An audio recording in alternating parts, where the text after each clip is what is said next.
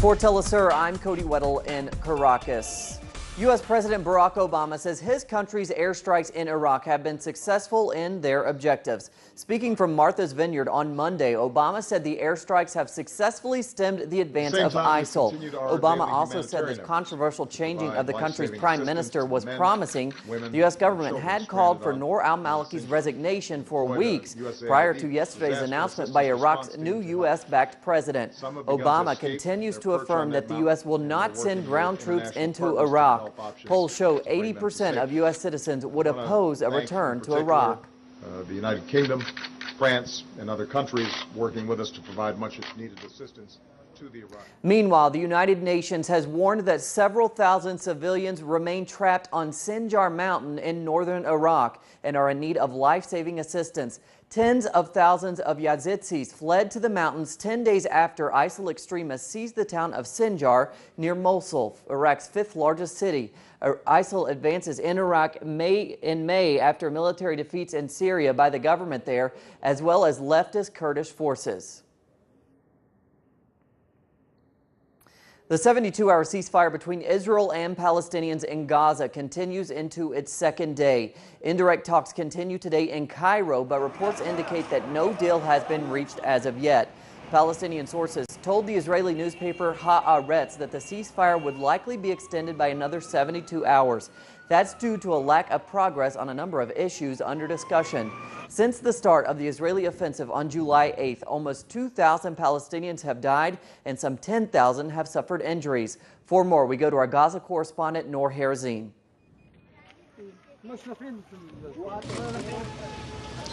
The second day of the 72-hour ceasefire.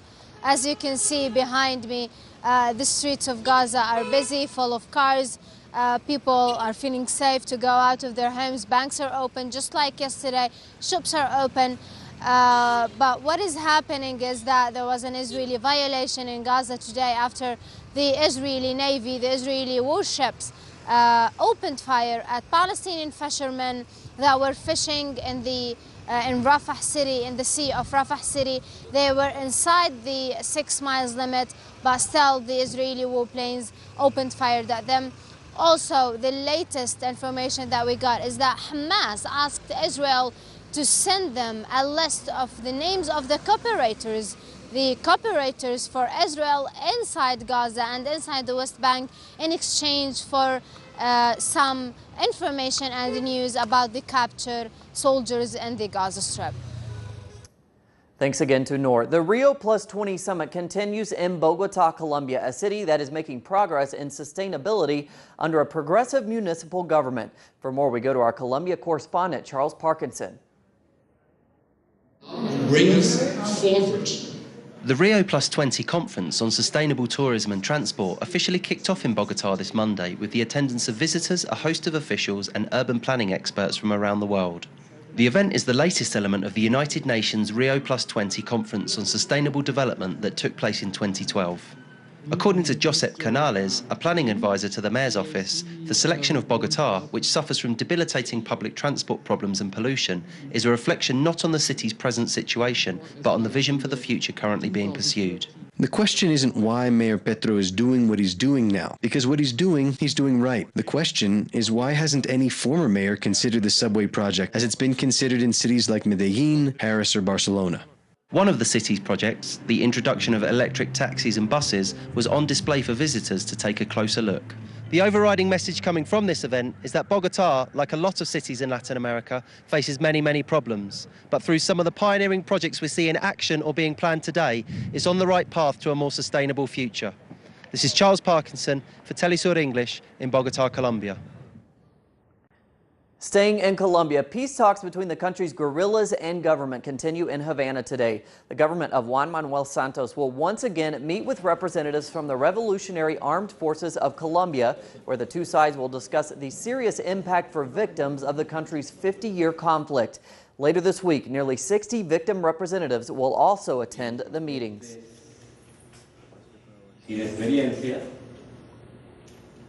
Mexican President Enrique Peña Nieto has signed a law that paves the way for privatization of the country's oil. The president claims the reforms will allow competition and sustainability, but polls show 65% of Mexicans disapprove of privatizing the energy sector. Critics are worried about one clause which permits land appropriation and a turn toward neoliberal reforms without sufficient consolation. Revenues from the country's oil company, Pemex, account for about 1/3 of the country's revenue. With the privatization, that number is expected to decrease to 10%.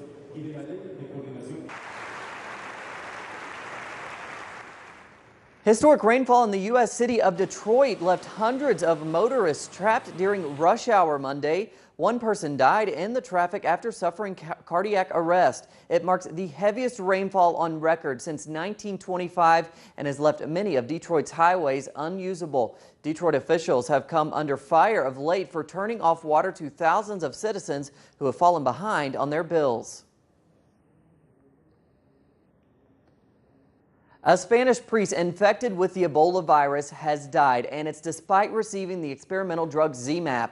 Father Miguel Pajares became the first European victim of the current outbreak. While ZMapp has not been through formal testing yet, the World Health Organization announced Tuesday that it would approve its use. 2 doctors in Liberia will be the first Africans to receive the experimental drug.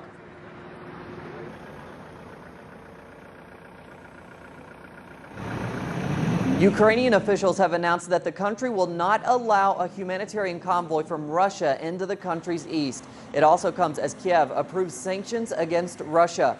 Residents continue to flee eastern parts of Ukraine, which has been under heavy shelling from the Ukrainian army.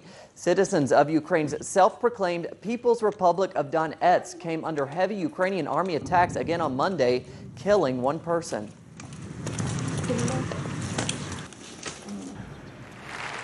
In a little over a month, the Scottish people will vote in a historic referendum that could see them break away from the United Kingdom.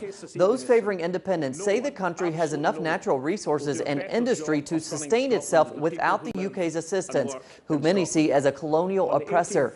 Recent polls show a majority of Scottish voters prefer to remain a part of the UK, but supporters of the independence movement claim to be gaining ground as the vote approaches. The referendum is scheduled for September 18th. And to use the strength of the United Kingdom to make sure that that happens. I do want to... One of Hollywood's most recognized faces has died at the age of 63. Oscar-winning actor and comedian Robin Williams was found dead in his California home. While unconfirmed, reports suggest an apparent suicide. The celebrated actor had been battling addiction, having checked himself into a rehab clinic for alcoholism in 2006. He went on many stand-up tours. Williams also received widespread acclaim for his roles in Good Will Hunting and Good Morning Vietnam, among many, many others. And that's what we're covering today. You can find more on those stories on our website, telesurtv.net/English. And now we leave you with some of the most memorable moments of Robin Williams' career. Rest in peace to Robin Williams. Want to talk about it? No. Hey, Will. I don't know a lot. I'd like you to meet the host of your new show. Host? Euphigenia Doubtfire, dear. I specialize in the education and entertainment of children. Good morning, Vietnam! Hey, this is not a test. This is rock and roll. Time to rock it from the Delta to the DMZ. Is that me or does that sound like an Elvis Presley movie? Viva Da Nang. Oh, Viva Da Nang. Denying me, why don't they get a rope and hang me? Hey,